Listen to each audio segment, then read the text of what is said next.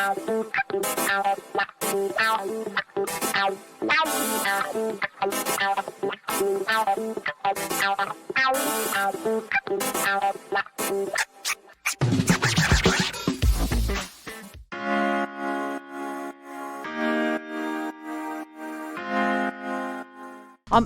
time Ted Lieu speaks on the floor of Congress, on television, on Twitter, this is what I hear. Rock star cheers. Because he is a rock star in every arena, and he joins us now. It's been way too long. Representative Ted Lieu, good morning, sir. Good morning, Stephanie. How are you? I am good. We have missed you. Let's get right into it, because I needed a big legal gun like you and congressional gun. You just put it simply, which is best. You said Paul Manafort, the campaign manager for the former president, colluded with Russia. That is simply a fact. What do we do about that? I mean, I know I was saying Glenn Kirshner said corrupt pardons can and must be challenged. What do you, I mean, obviously everything we said about Russia, as Rachel Maddow said last night, right? What we thought happened. So now what? Exactly. And what their former campaign manager for their former president did is he shared sensitive internal polling data with the Russians, and then he lied about it. Why would he lie about it? Because it was important, because that's what collusion is. He was helping the Russians understand how they can best target the 2016 elections, and that's exactly what the Russians did. I urge the Department of Justice to really look at what the judge released and really see if his pardon by the former president was large enough to cover all of the crimes he engaged in. And if it isn't, then I think they should go after him. Yeah, I was just going to say he wasn't pardoned for this, was he? And I just don't see how we create this precedent in American life and in democracy. Do you? So one of their failures of the last 4 years was not only that the Trump administration exploited loopholes, but they also just frankly violated the law in many instances. And what we're trying to do in Congress after we get the American economy back on track and the pandemic under control is to close all these loopholes. But there are some that we can't, and it relies on the Department of Justice to actually prosecute when someone engages in a crime. And I urge them to look at what Paul Manafort did and whether they can still do it despite the pardon that he got from the former president. Representative, let's talk about the DOJ now as well. This Barr memo that the judge unequivocally said Barr lied in this memo. So this is a partial appeal? What the DOJ is doing of this Barr memo. Once again, how do we let stand 10 concrete instances of the president of the United States committing obstruction of justice and not? I mean, what happens with this now? Do you think? The House Judiciary Committee is trying to not let it stand, which is why Don McGahn has now agreed to come and speak with us. It's also more than 2 years after we issued our subpoena, which shows a failure of their congressional subpoena power. That's why I've introduced legislation to authorize Congress to use our inherent contempt power to fine witnesses up to $100,000 for. I hope DOJ would have released an entire memo. A partial one is a partial victory. It's better than nothing.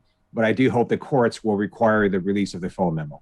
Okay. Yeah, that's why I was just going to ask you about that. Your inherent contempt legislation, I think, is so important because Representative, I don't think we've ever seen anything like the Trump administration, have we? There's complete lawlessness.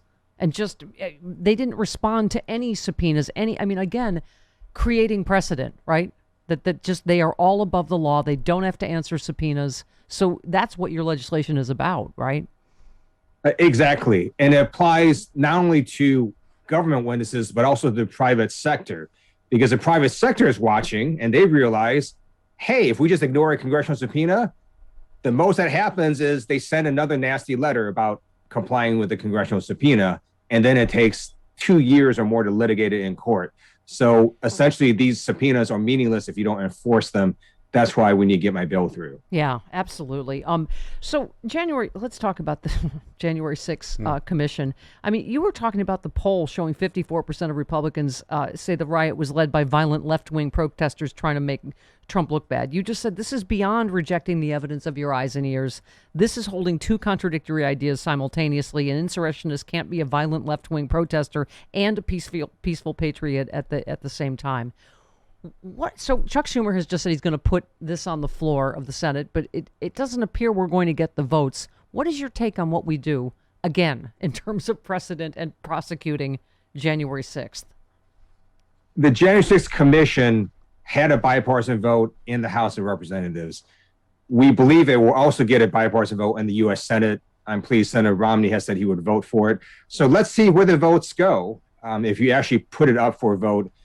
And if the Republican senators, most of them are not going to vote for it, let's force them to vote no, or force them to filibuster this so the American people can see that they don't want to know the truth of what happened on January 6th.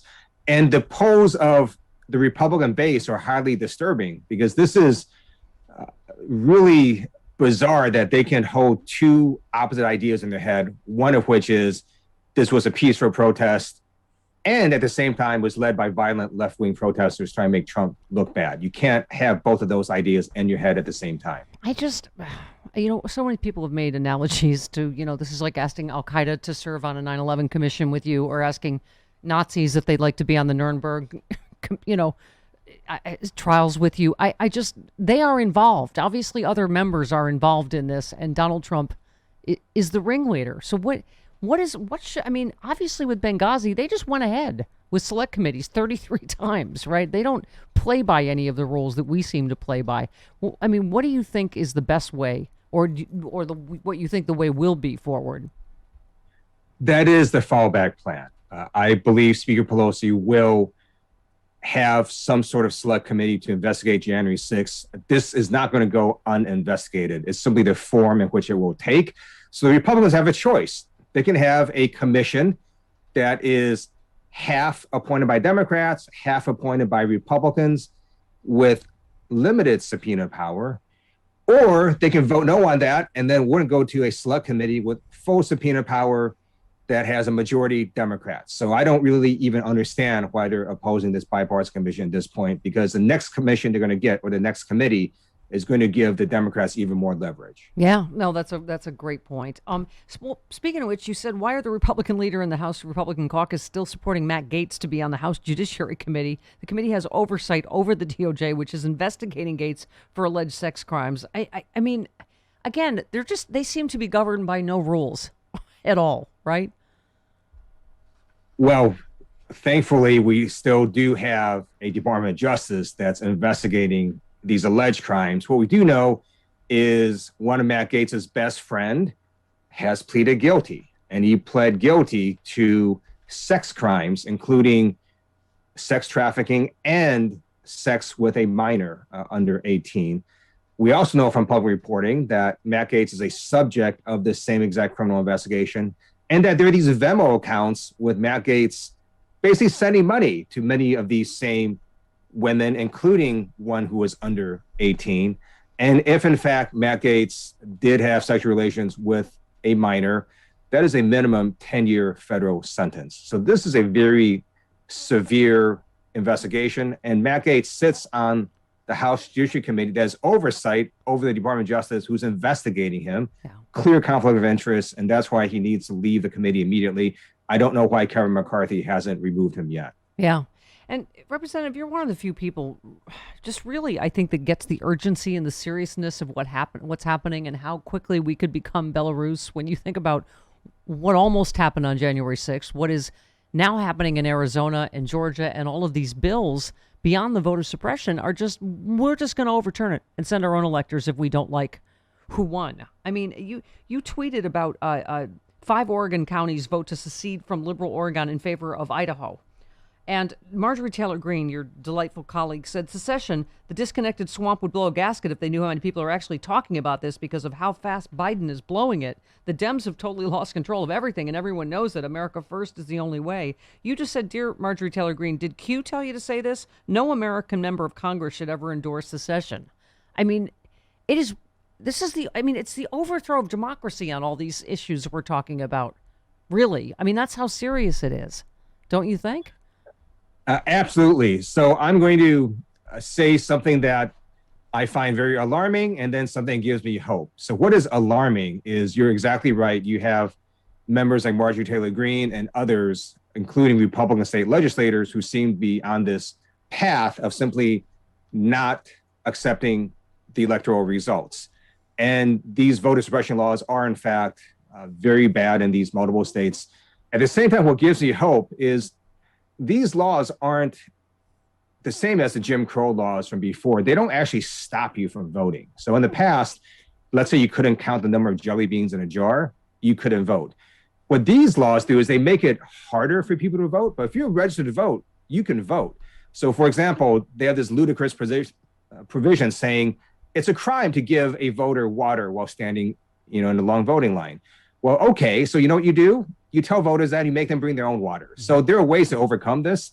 And by the way, next year, I'm going to fly to Georgia on Delta Airlines, wear my Nikes and a Major League Baseball cap, and hand out water to people standing in line. I bet you a lot of people are going to be doing that with me, because I think you'll see mass civil disobedience as well to these laws. Yeah. Have I mentioned how often I say I love you? Okay.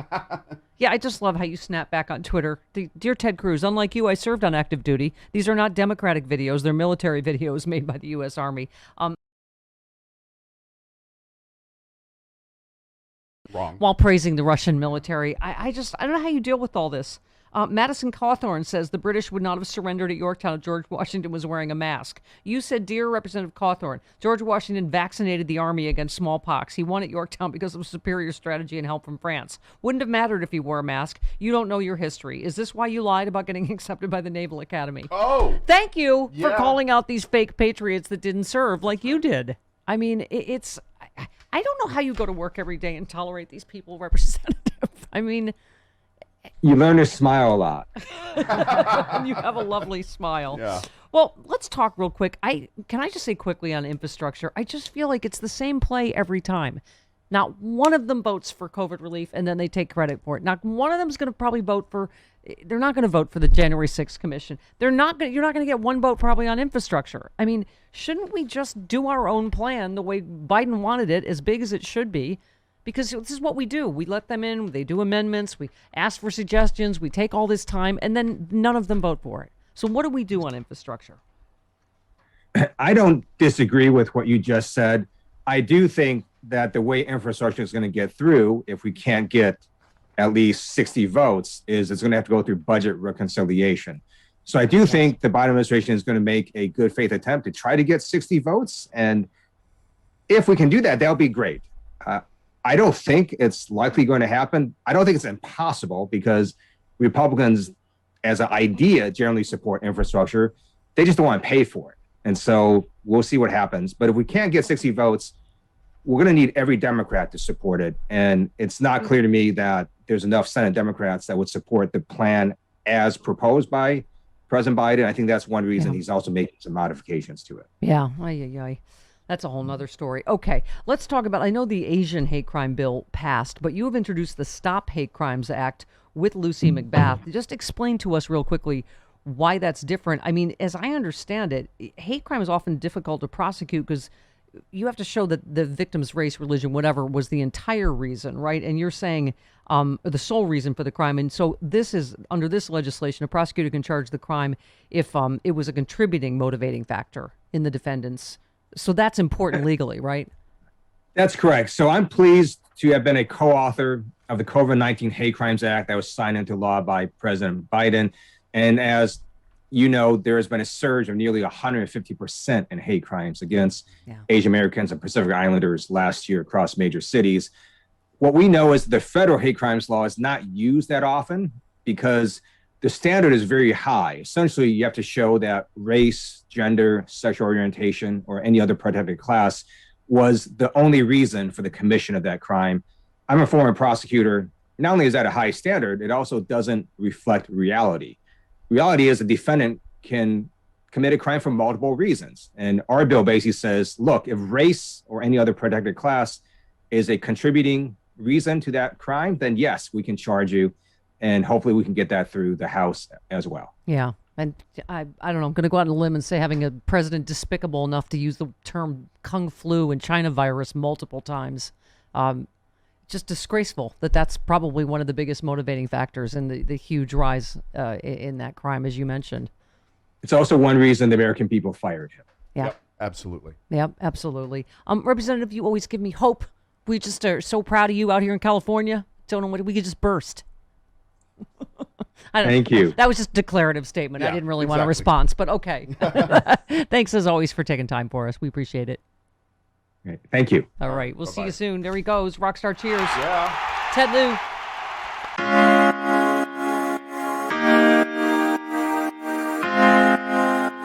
If you have not heard of the Sexy Liberal Podcasting Network, your podcasting superstation, you suck. I mean, Yes. it is. We have the smartest, funniest liberals in the country. Stephanie Miller's Happy Hour. We have John Fugelsang. We have Hal Sparks, Frangela, Final Word, and Idiot of the Week. We have Bob Seska.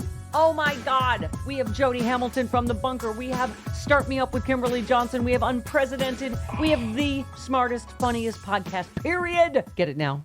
SexyLiberal.com.